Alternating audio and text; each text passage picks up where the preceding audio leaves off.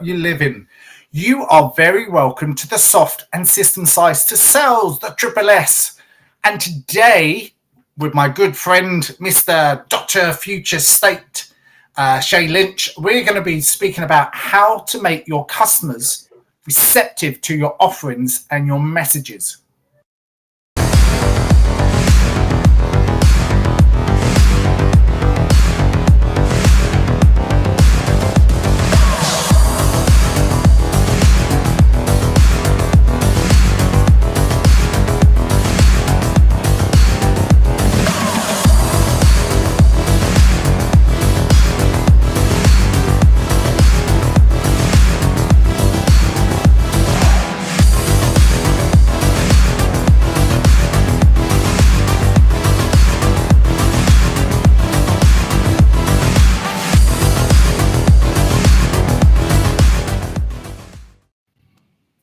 Well, thank you. That was a wonderful introduction there. And we are speaking about how to make your customers receptive to your offering and messages. So, look, we're both highly experienced. We've both been working for a good number of years. And like sales changes all the time, people changes all the time, technology changes all the time. But that common connection between two people doesn't change. That's never changed. And how can we be unique? How can we be different? How can we be more receptive to our clients just so we stand out in front of them and they could be more receptive so we can be at the top of the tree, meaning we are the trusted advisor. And what does a trusted advisor mean? A trusted advisor means that they do trust you. They will come to you if there's any challenges. They will come to you if they have any problems. But that takes a lot of work to get up to that very top state, that very top of the tree. But what is the work and effort that you do and the incremental steps along there? So, Shay, let's have a look at that. What do you think? Well, here's the thing, Jason. I always like to talk about these things through my own experiences and the problems and the barriers that I was receiving when I started to do my sales work for my first company. And what I learned very early on, Jason, people are not receptive. It doesn't matter how amazing your service or product is. They're not receptive. I always seen it like they have this barrier up around them, right? And your goal is to break through that barrier. So it's not a barrier, it's a hurdle to get over. But the problem is, Jason, nobody likes being sold to. They don't care about your sales message. They don't care about you. The only thing they care about is what you can do for them. So what do you think the first step should be? It's not about you selling. If their goal is to get out of pain, it's about that discovery. Help them to help themselves or help them find the solution. So it's all about discovery. I've never gone, once I learned this, Jason, I never went in with a sales message. I don't sell. I will show people some ideas of what they can do themselves. I always start in the helpful mode. And one thing from my lean background, lean is all about value, right? People think lean is cutting corners. It's not. It's not taking shortcuts. It's about focusing on the value activities you need to do for the customer, right? So I took it back a peg and said, well, how can I add value before the sale? Forget about me, my goals and wants in the sales funnel process. What's their goals and wants? And once I switched that, Jason, things became better. They became more receptive because I cared about them, not just about me. And that is the biggest problem. No matter how much work I do in sales till this day, I get the same issues. I see the same companies make the same mistakes. They're just push all the time. And they're just getting rebounded off this or bounced around because people, even if your message is amazing, they don't care. They don't care. You have to create, as we always talk about, Jason, that relationship. That should always be the number one goal. Yeah, no, I completely concur. And funny enough, over the last couple of weeks, I've been getting phone calls after phone calls after phone calls of reps calling me up. And the first thing that they say is, and I might have said this already before. Hi, are you Jason? Yes, I'm Jason. I'm calling from such and such building. You signed up for X and Y, cryptocurrency, whatever. And I'm going, well, the first thing is, I didn't. The second thing is, I don't actually trust you now. So their key messages to me is incorrect because what they're saying, you signed up for something which I never did. Unless my son did, by mistake, or I doubt it. But why start a conversation off and connecting a message to me, whether you do that in text form or an email or whatever, saying that you've done something and you haven't. So to get over that, and from other experiences, people selling to me, you go, well, hang on a minute. When I first started out, I was told to do this, but as you've done and as you've suggested, this was way back in London, back in the 90s, when I first started out in selling. You have to ask as many questions with your clients to get value, as opposed to throwing lots of stuff at them, because the brain is going, hang on, I'm getting a little bit too much of an overload here. I'm trying to filter out for information which is receptive to me and in bite-sized chunks. But if you throw too much stuff at me, I'm not going to take it. Let me ask and let me give some questions, some really good questions that's going to help the other person find out what their value actually is, because it's all about give and service. It's all about their value add. It's all about not interrogating them, but all your questioning is, and it does take a lot of practice, is to understand what their concerns are with their current challenges and how you can help them to get that resolved. We've just got, let me just put it up on here. Amna Hassan, helping you get your career spark. So one of the most critical expertise in sales skills. Thank you. I think that is. Thank you so much for putting that up. Yeah, it's spot on, Jason. What you said there is spot on. And even if we go back in like one step behind that, like to get into the situation where you're able to ask those questions, like it's not about pushing your sales message.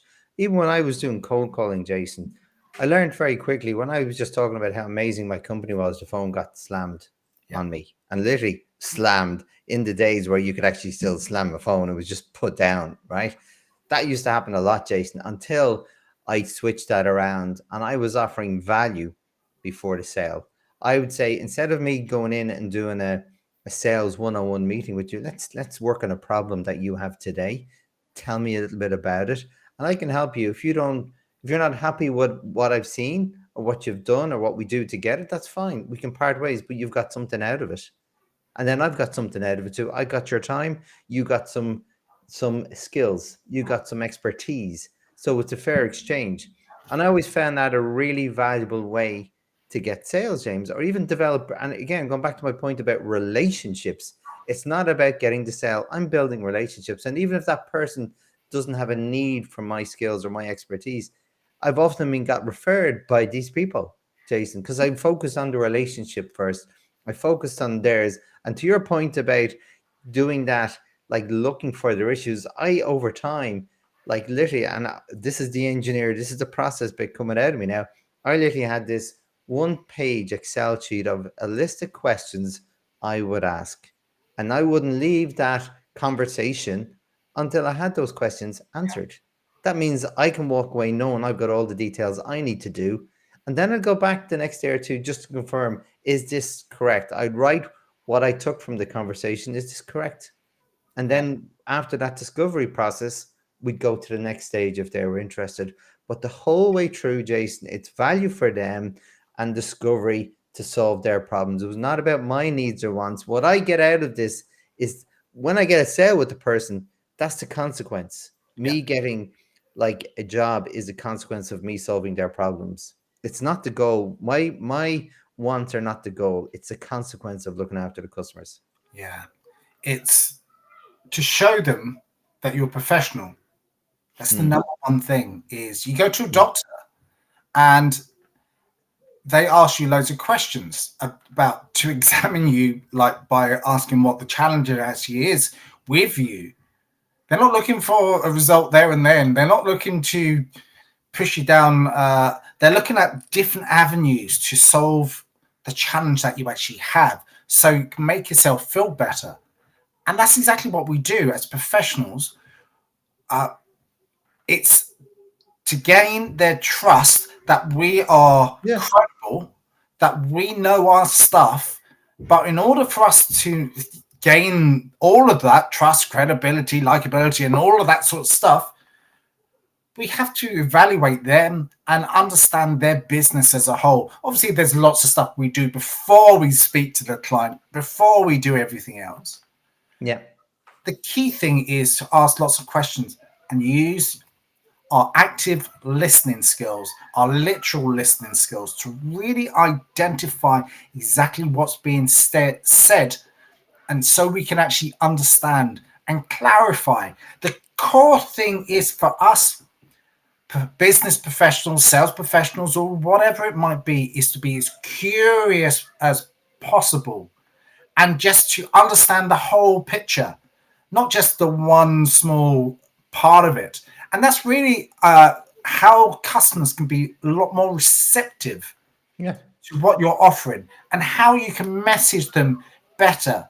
And let's talk about messaging people better, because this is all about the conversation that we have today. Yeah. But here's the thing about messaging, Jason. Do you know what, for asynchronous communication in sales, do you know what the response rate is for emails? If you send an email, like an email campaign or through LinkedIn or whatever, a message, 3% is the response rate.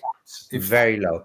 If it's actually, now, if you go to phone a company, right, synchronous, it's even worse. It's 0.3% receptiveness, right, in terms of response rate. So that tells me, Jason, the percentages tell me is that the people who do this are going with the wrong message. If you want to improve your receptiveness or your response rate, is you need to turn things on their head and focus on the client issues. That's the only way you're going to break down their barriers. As I said, Jason, no matter how good your message is, no matter how good your product or service is, you're forgetting the first key point of the whole process is to create that relationships with your prospect. Forget about it. We're human people. And this is, and I always look back again when I was working with my dad. My dad was a jeweler, as I've told you before. And my dad was a really nice guy. Like, and I always like, he had a business partner. The business partner was the greedy salesperson. I used to say he'd sell sand to the Arabs. He'd sell jewelry to people who didn't need anything, but he'd never get that client back again. My dad, when people walked into the shop, he's just started having conversation. He never asked them, "How can I help you?" He talk about the weather. He go, or something topical, whatever's news. He started a conversation, Jason, and he's naturally a soft tone by nature. That invites people in to want to open conversation with you. Does it work all the time? Absolutely not. But it's the only way you have an absolute chance to create a relationship. And if you think of the cycle of retail sales, especially jewelry, it's a short window, Jason. But it's the same skills that apply, that you have to create that environment that people are open to want to share information with you. And you won't by doing that by giving them a fancy sales message in an email or on a call, because you're missing the first goal. Focus on relationship first. Yeah, completely concur with that. And there's lots of different avenues that you can do with that. And I think you have to be a little bit more creative nowadays. I remember a few years ago, we did a campaign, and I think I might have suggested this before, but I was working alongside a marketing agency. And what we did is we did an MG box, and we were focusing on bigger clients, Wowie as an example. And we sent it out to a flurry of other clients, and then we just phoned them back up. So the cold call turned into a warm call. We had their names, we had their addresses, we knew who they were, and we targeted them correctly, probably about 90% of the time. And the receptiveness of that, they got a broker they got something else. It wasn't that overly expensive, but we targeted it in a way because that was the vertical that we were looking at. And this is to do with the messaging. Like let's think about another way that we can connect with a human touch, that they actually received something tangible in the post, and it was in a lovely box and everything else. And we won a significant client out of that. But it took a little bit of time, but it paid dividends off it, and that made people remember. And that's all about messaging in a unique, creative way. Another way that I've done it before is to make you stick out, and it is making you offer and making you be different. So I used to do colored cards, orange cards, because everyone gets. I don't think anyone sends anything anymore, and there's not really a brochure I'm thinking of, but being creative around sending something through to people by post and not by a brown or white envelope. I'm talking about a big, bright color, and then put some interesting things in there. I know it's been done, but it's all marketing. But it's just a unique way to get in front of them, and then it's a conversation point as opposed to I'm selling to you. They've already know about what we do, but I'm just thinking about a different perspective, because people like people that they like and trust, but they also like something that's going to make you stand out. Then they can do your research on LinkedIn and find out a little bit more on your website and all that other stuff. But that connection, that human connection, that likability, that trust is so imperative. But they're all basic human skills, Jason, right? And like the work that you've taught, and our good friend Owen Fitzpatrick, like he focuses very much on being the best version of you, the good version, not the bad version, like the best version of you. These are all the skills, likability, showing you're trustworthy, you're reliable, all these things, Jason. That's how, no matter what situation you are in, whether it's a work environment, whether it's a personal, it's the same things. It's about focusing on the relationship. And that's the problem. The world has gone very fast, Jason. You've less and less time to get people's attention. And they don't care about your sales message. They don't really care. How many email marketing messages you get in your inbox every single day, right? I have, and I'm missing now. I know for sure, because I don't look at any of them, I'm probably missing some really ones that should resonate with me, but I'm not giving them the time of day, Jason, because there's so much clutter. They're coming in from everywhere. But if I got one with a really good subject line, I always look for the subject line, Jason, the words that are there, because that is your only opportunity. It doesn't care how much the body or how great the body of your email is. The few words there will then tell me. That's all I do. I scan through. If it's not a good subject line, I don't open it. But it's the same. I'm using that as an example. But if you're talking about doing one-to-one business coaching or something like that, B2B, you have even less time, Jason. People are so busy. Like the world, in this new world with remote working, always in meetings, people don't have time. Your opportunity in terms of time to get people's attention is getting less and less all the time. So you have to be really focused on them, very snappy, show them you care, show them you want to help them in their situation. And your example that you showed there, that you won the project, is fantastic. The similar one I did, a number, like this is going back many years. I sent 3 DL, like fancy, not envelopes, but it was just a card, right, with a message to an operations director in a company saying, I know your market pains, and went through them, put 5 bullet points. I know your business pains. And I sent another one the next week. I know your business pains, put them in. And then the third one, I know your pains. And then they were calling me, Jason. I wasn't calling them. And I was doing that to a very small cohort of companies. And that worked for me because I created an environment where they'll call me. They invite me in, Jason. Again, from a sales psychological perspective, they're inviting you in. It's a very different. They're interested. They want to learn more. When that happens, it's a different conversation, right? As opposed to you going in after a cold call or a bit of networking or whatever it might be. Yes, you're absolutely right. Yeah, it's brilliant. And that's and I learned these tactics, Jason, and strategies because I hate selling. It actually goes against everything inside me to sell anything. I want to help. So I've learned then how can I use my helping mindset for sales? And that is by looking after them. Never once have I gone in thinking, what can I get out of this, Jason? Because it just doesn't work. I think it's the same old thing. If you have it in mind, I want to sell, it goes negative against you in your head because Yeah. you have that desperation around you. You have that neediness that I need to get that sell, as opposed to reframing it and saying, how many more people can I help today? How many more people can I give value for today?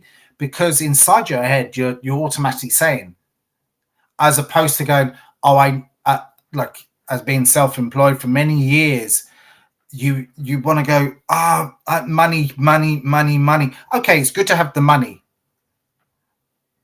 but before you get the money, you have to help someone, and before you have to help someone, you have to give value, and they have to see the value.